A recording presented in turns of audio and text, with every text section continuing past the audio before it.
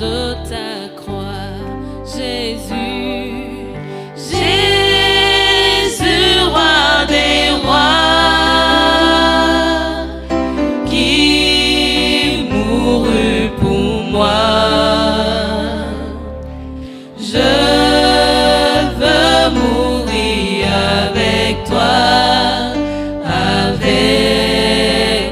sur la croix. Jésus, Jésus, roi des rois, qui mourut pour moi. Je veux mourir avec toi sur la croix. J'entends ta douce voix qui me dit crois en moi. Je crois, Seigneur, soutiens ma foi. Tiens-moi près de ta croix, Jésus.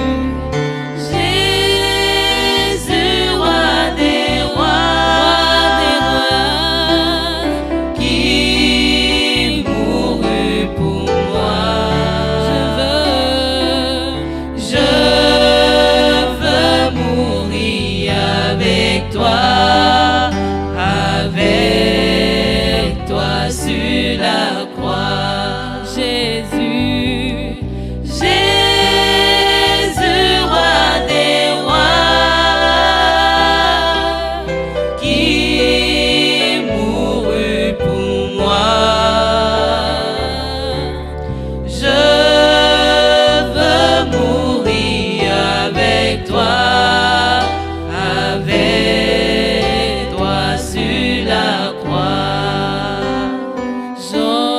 J'entends ta douce voix, elle pénètre en moi et me dit d'aimer comme toi, de l'amour de la croix, Jésus.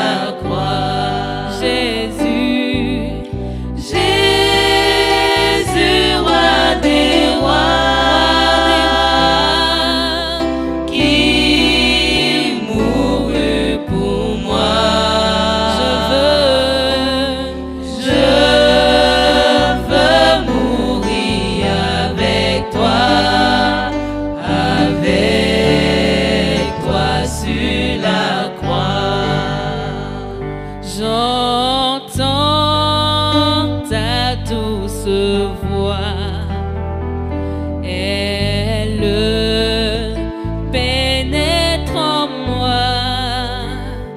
Seigneur, que je m'unisse à toi dans ta mort par la foi, Jésus.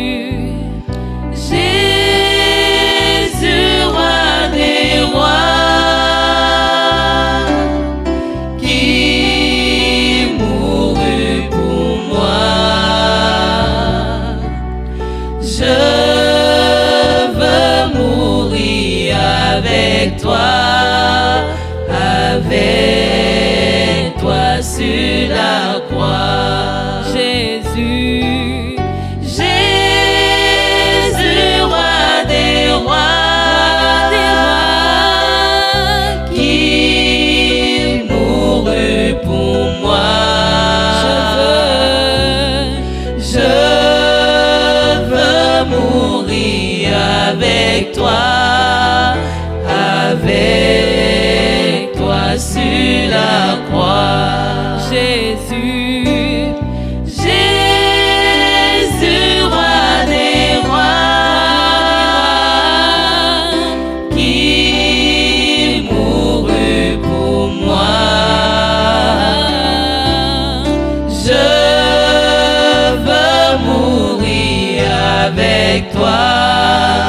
avec toi sur la croix.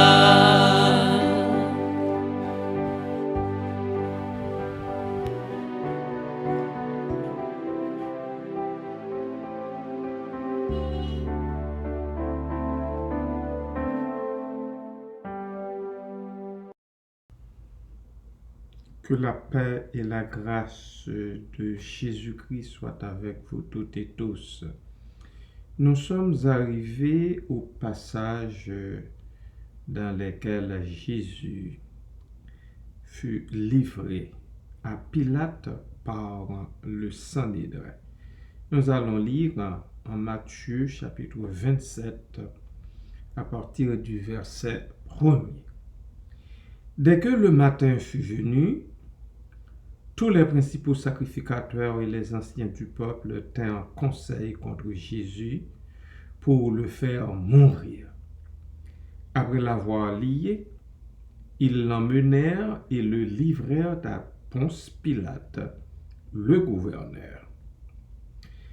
Alors Judas, qui l'avait livré, voyant qu'il était condamné, fut pris de remords et rapporta les 30 pièces d'argent aux principaux sacrificateurs et aux anciens, en disant « J'ai péché en livrant le sang innocent. » Ils répondirent « Que nous importe? Cela te regarde. » Judas jeta les pièces d'argent dans le temple, se retira et alla se pendre. Les principaux sacrificateurs les ramassèrent et dirent « Il n'est pas permis de les mettre dans le trésor sacré, puisque c'est le prix du sang. » Et, après en avoir délibéré, ils achetèrent avec cet argent le champ du potier pour la sépulture des étrangers. C'est pourquoi ce champ a été appelé champ du sang jusqu'à ce jour. Alors s'accomplit ce qui avait été annoncé par Jérémie, le prophète. Ils ont pris les 30 pièces d'argent, la valeur de celui qui a été estimé, qu'on a estimé de la part des enfants d'Israël, et ils les ont donnés pour le champ du potier, comme le Seigneur me l'avait ordonné. Jésus comparut devant le gouverneur. Le gouverneur l'interrogea en ces termes. « Es-tu le roi des Juifs ?» Jésus lui répondit, « Tu le dis. » Mais il ne répondit rien aux accusations des principaux sacrificateurs et des anciens. Alors Pilate lui dit, « N'entends-tu pas de combien de choses il t'accuse ?» Et Jésus ne lui donna de réponse sur aucune parole, ce qui étonna beaucoup le gouverneur. À chaque fête, le gouverneur avait coutume de relâcher un prisonnier, celui que demandait la foule. Ils avaient alors un prisonnier fameux nommé Barabbas.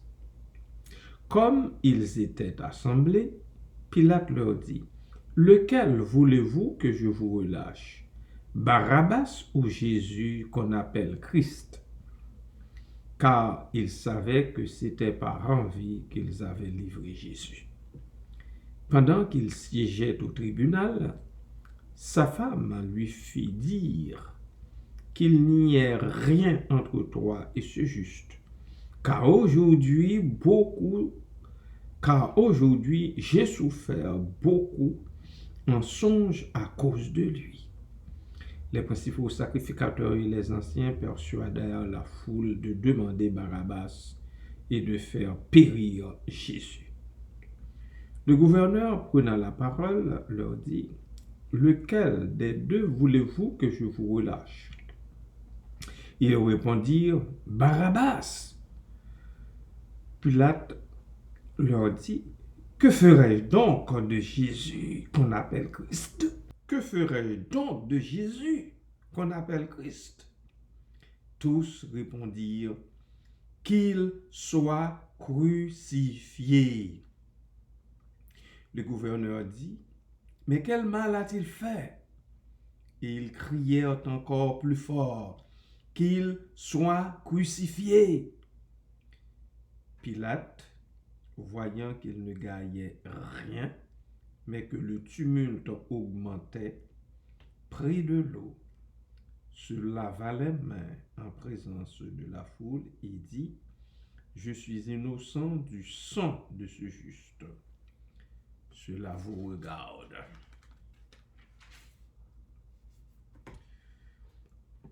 Et tout le peuple répondit, que son sang retombe sur nous et sur nos enfants. Alors Pilate leur relâcha Barabbas et, après avoir fait battre de verges Jésus, il le livra pour être crucifié.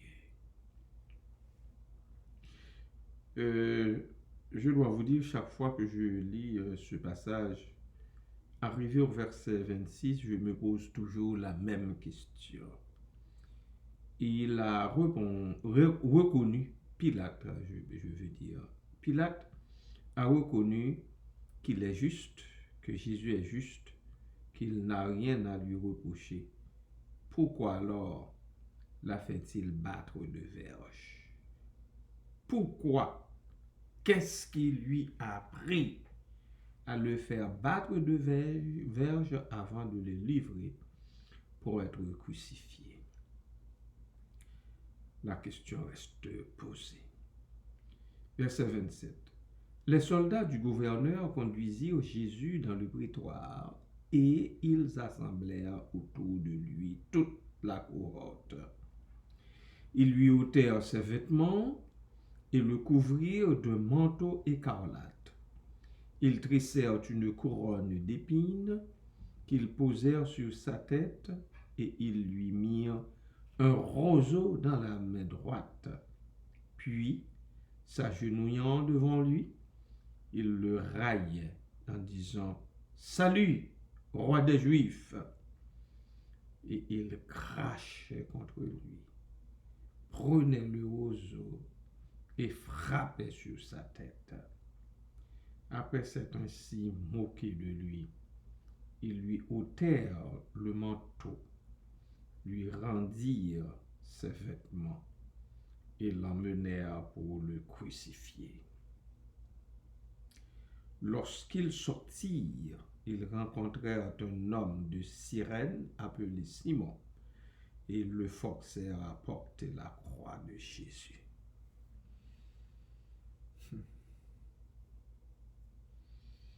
Nous poursuivons en Marc, évangile de Marc, chapitre 15, chapitre 15, Marc chapitre 15.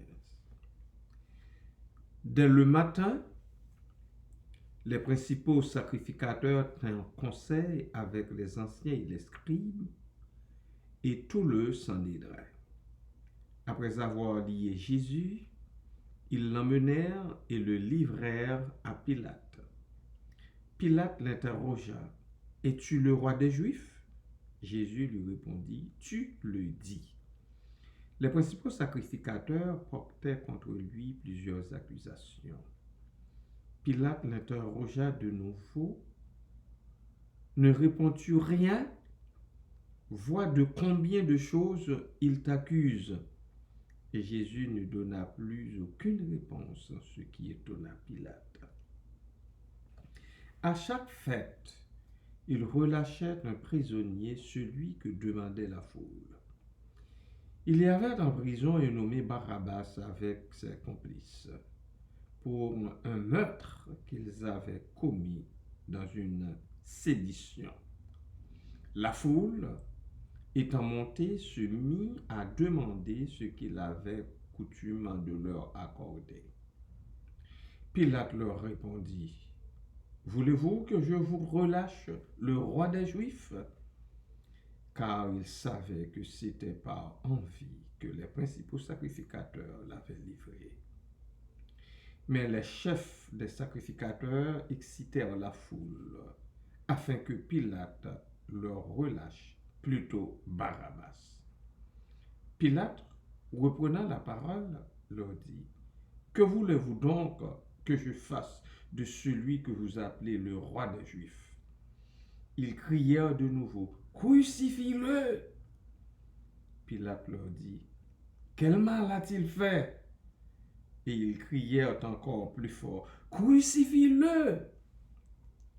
Pilate, voulant satisfaire la foule, leur relâcha Barabbas.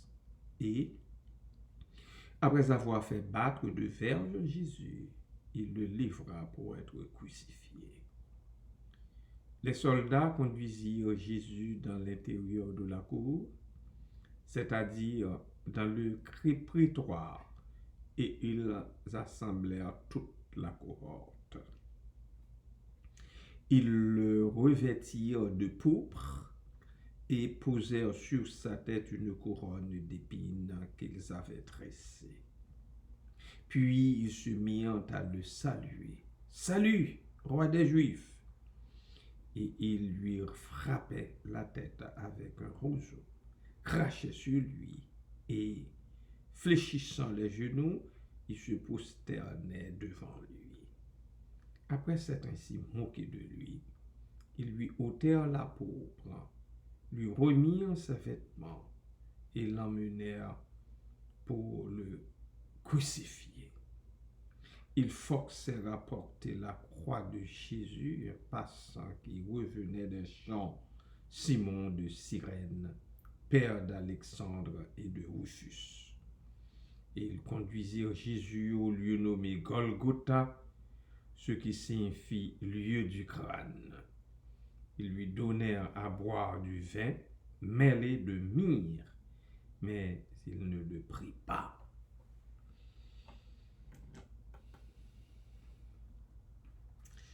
Je termine avec Luc chapitre 23, versets 1er à 32. Ils se levèrent tous et ils conduisirent Jésus devant Pilate. Ils se mirent à l'accuser, disant: « Nous avons trouvé cet homme excitant notre nation à la révolte, empêchant de payer le tribut à César et se disant lui-même Christ, roi. » Pilate l'interrogea en ces termes: « Es-tu le roi des Juifs ?» Jésus lui répondit: « Tu le dis. » Pilate dit aux principaux sacrificateurs et à la foule: « Je ne trouve rien de coupable en cet homme. » Mais ils insistèrent et dirent: « Il soulève le peuple en enseignant par toute la Judée, depuis la Galilée, où il a commencé jusqu'ici. » Quand Pilate entendit parler de la Galilée, il demanda si cet homme était galiléen. Et, ayant appris qu'il était de la juridiction d'Hérode, il le renvoya à Hérode, qui se trouvait aussi à Jérusalem en ces jours-là. Lorsque Hérode vit Jésus, il en eut une grande joie, car depuis longtemps il désirait le voir à cause de ce qu'il avait entendu dire de lui, et il espérait qu'il le verrait faire quelques miracles. Il lui adressa beaucoup de questions, mais Jésus ne lui répondit rien. Les principaux sacrificateurs et les scribes étaient là et l'accusaient avec violence. Hérode, avec ses gardes, le traita avec mépris et, après s'être moqué de lui et l'avoir revêtu d'un habit éclatant, il le renvoya à Pilate.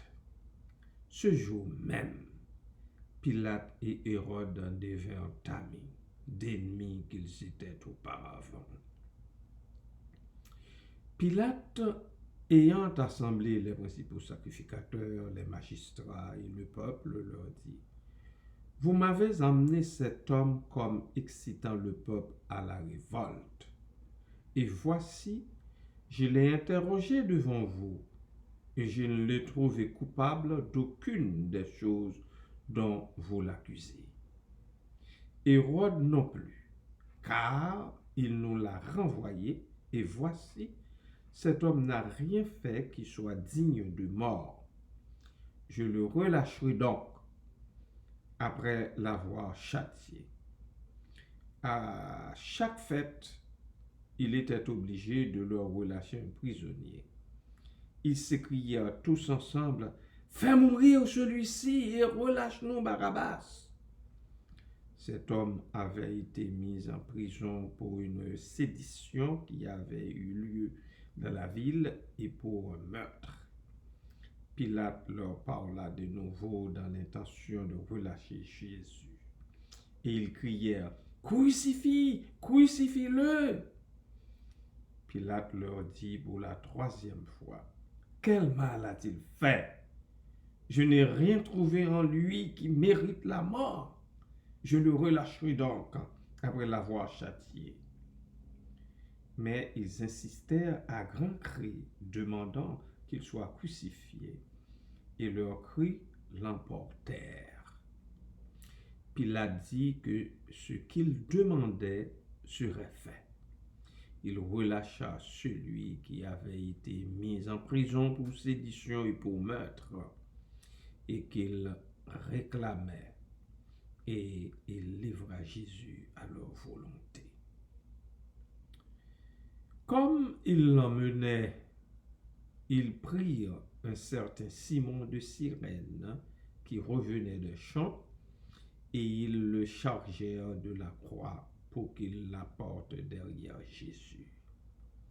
Il était suivi d'une grande multitude de gens du peuple et de femmes qui se frappaient la poitrine et se lamentaient sur lui.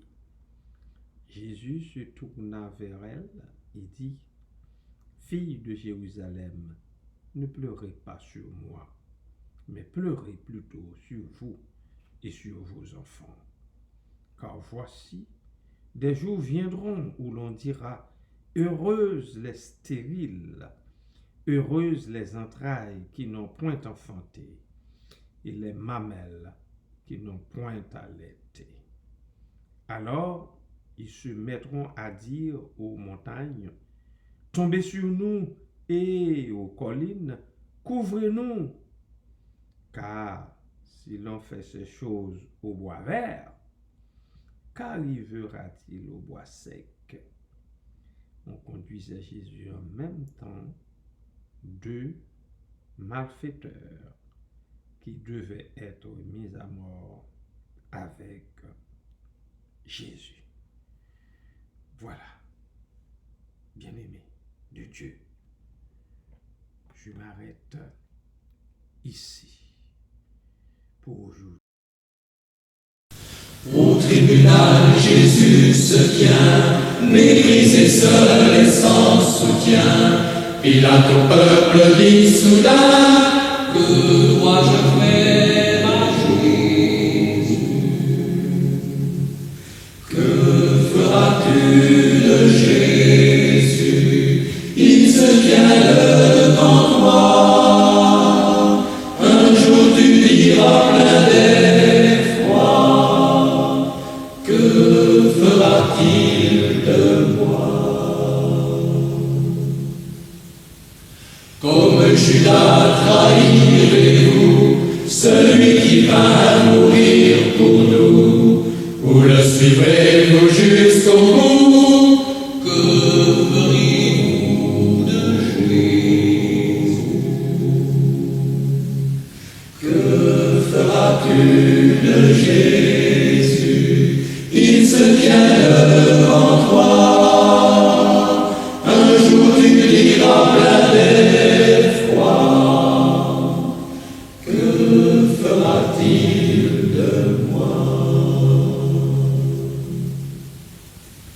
Comme Pilate indifférent, condamnerez pour l'innocent. C'est vous qui jugez maintenant. Que feriez-vous de Jésus?